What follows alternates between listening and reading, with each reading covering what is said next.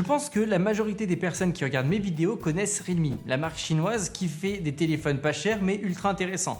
Aujourd'hui, ils m'ont contacté pour que je présente leur nouvel aspirateur robot parce qu'ils commencent juste à s'attaquer à tout ce qui va être objet connecté et tout ce qui va être maison connectée. Et évidemment, stratégie de Realme oblige, un nouveau produit égale un nouveau meilleur rapport qualité-prix sur le marché.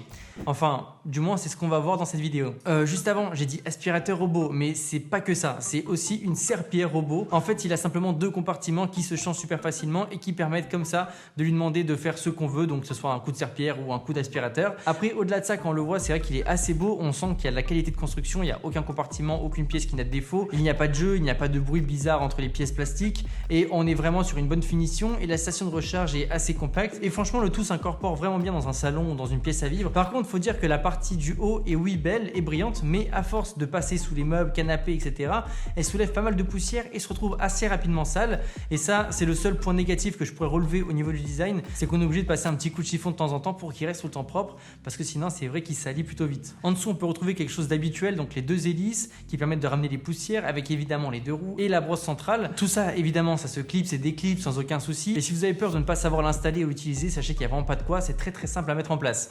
Ce qui est le plus fou avec cet aspirateur robot, c'est la petite tourelle que vous voyez juste au-dessus. En gros c'est un sort de laser 3D comme le lidar qu'on peut retrouver sur l'iPhone qui va surtout permettre de scanner la maison pour mieux la cartographier, ce qui permet surtout en fait d'optimiser son passage. On peut aussi retrouver autour de l'aspirateur pas mal de capteurs pour éviter toutes les collisions et on a également 3 capteurs en dessous de l'aspirateur qui sont des capteurs anti-chute. Comme ça, si vous avez des escaliers, vous n'avez pas à vous inquiéter pour le robot, il ne va pas se suicider comme ça, il est assez intelligent. Si vous avez déjà eu une expérience avec un aspirateur robot des premières générations, sachez que celui-ci est complètement différent et il est bel et bien logique, il ne se bloque pas pour tout et pour rien, il passe pas plusieurs fois au même endroit, il a vraiment passé partout de façon très logique et méthodique et on est vraiment sur quelque chose de beaucoup plus intéressant que les premiers modèles qui étaient assez débiles en soi. Et ça c'est grâce à tous les capteurs qu'il va avoir et qui permettent d'avoir une vraie logique et une durabilité de l'aspirateur qui met en confiance. C'est pas le genre d'aspirateur qui rentre dans chaque mur, il est vraiment en train de les éviter, passer à côté, c'est vraiment très bien. Il faut juste voir dans 2 à 3 ans pour voir comment est-ce qu'il vieillit, comment est-ce que les capteurs vieillissent, mais en soi ça met plutôt en confiance. Ce que j'ai vachement hâte de voir, c'est au niveau de la batterie, comment est-ce qu'elle vieillit sur 2-3 ans et surtout combien est-ce que ça coûtera de la changer d'ici 2-3 ans, même si là actuellement elle est largement suffisante et que même si elle se dégrade un petit peu, qu'on perd même la moitié d'autonomie, pour moi et mon utilisation ce serait pas très grave. Quand on le met en mode max, il dure 1h15, donc c'est largement suffisant pour faire toute ma maison.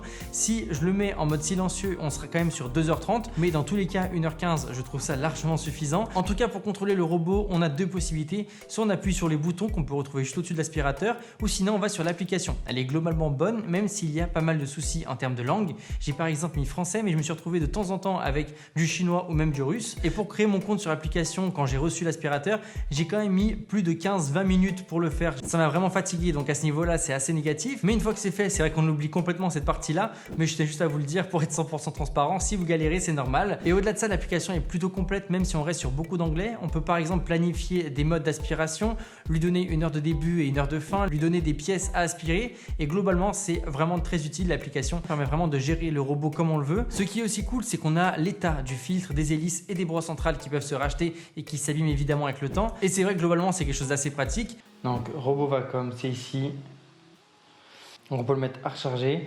On peut mettre en pause, on peut choisir le style d'aspiration, donc que ce soit silencieux, normal, turbo, max. Plus on est vers le max, plus c'est fort. On a autre donc pour sélectionner des options, mais ça on le verra juste après. Ici en haut on a les zones terminées, donc les zones terminées dans l'endroit où il est en train d'aspirer. Le temps de nettoyage, donc là ça fait 5 minutes qu'il est en train de nettoyer puisqu'il est actuellement en train de nettoyer. Et là on a la batterie consommée, donc on a 85%, donc on est vraiment très bien. Et on est en max, donc à ce niveau là il n'y a pas de souci. Ici, on a les données basiques sur l'aspirateur. Surtout, ce qui va être intéressant, ça va être tout ce qui va être modification de zone restreinte. Donc, en fait, on peut mettre une zone restreinte à un endroit, donc juste appuyer là et la sélectionner. Donc, en fait, je vais pouvoir choisir un endroit, la rétrécir, etc.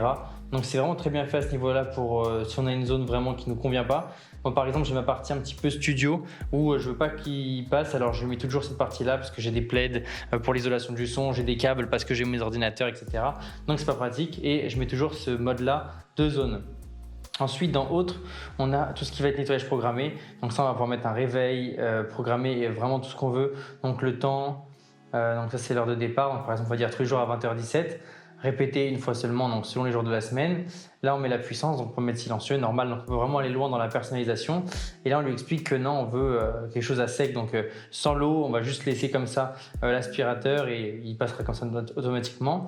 Et là, on lui met nettoyage de la pièce ou nettoyage automatique, donc c'est-à-dire tout l'endroit ou juste d'une pièce en particulier. Donc ça, c'est super intéressant. On peut vraiment aller loin dans la programmation en fait. On a le mode ne pas déranger que c'est super intéressant qui permet de désactiver le son lorsque c'est une période où il ne doit pas faire de bruit. Donc il va juste se démarrer en silencieux et sans parler, alors que normalement il parle tout le temps un petit peu. On a évidemment le mode télécommande qui permet de commander le robot s'il y a un endroit qu'on ne veut pas et qu'on veut le déplacer normalement. On a le mode recherche pour qu'il sonne quand on l'a perdu. Le mode gestion des cartes, donc ça c'est à partir de la cartographie qu'il va faire, on va pouvoir regarder les cartes qu'il a fait. Trajectoire de balayage, c'est super intéressant si on veut qu'il balaye en S ou en Y, donc ça va voir en fonction de ce qu'on préfère, etc. Le S, ils disent que c'est plus économique, du coup je l'ai gardé.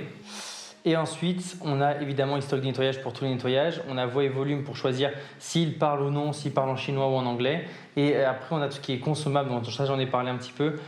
En gros, ça permet de voir comme ça si le filtre est en bon état, si la brosse est en bon état et si la brosse principale est aussi en bon état. Et ça, c'est vraiment pas mal. L'aspirateur aspire globalement bien, que ce soit sur du tapis ou du carrelage. Il s'arrête généralement assez près des murs et il passe sur toutes les surfaces. Il est globalement pas trop bruyant, sauf en mode max où vraiment on ressent une vraie différence. Mais comme j'utilise toujours en mode normal ou en mode silencieux, j'ai pas vraiment de quoi me plaindre.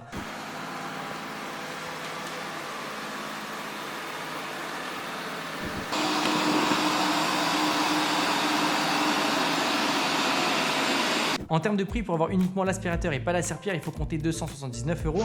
Mais si vous voulez l'option serpillière, il faudra prendre le pack à 299 €, ce qui reste malgré tout un super prix pour un aspirateur robot avec un capteur 3D et avec une application qui est aussi bien. Si vous voulez mon avis, vu toutes les technologies qu'il y a dedans et son efficacité dans l'utilisation, je trouve que ce prix est vraiment correct. Il n'y a pas si longtemps, on payait encore presque 1000 € pour des robots aspirateurs moins performants que celui-ci. Et évidemment, je ne peux que dire que c'est un très bon rapport qualité-prix. Après, je trouve que c'est un produit qui a vraiment changé mon quotidien pour mon utilisation et c'est vrai que j'adore l'utiliser chez moi. Je trouve que c'est un petit robot qui m'a vraiment fait gagner du temps et c'est vraiment ce que je recherchais avec ce genre de produit là.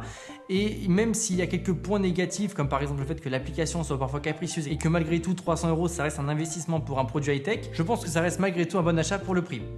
Bref, en tout cas j'espère vous avoir aidé à faire un choix à travers cette vidéo. Si vous avez des questions, n'hésitez pas à me les poser dans les commentaires ou même sur Instagram. Et moi je vous dis à très bientôt, c'était André Martin.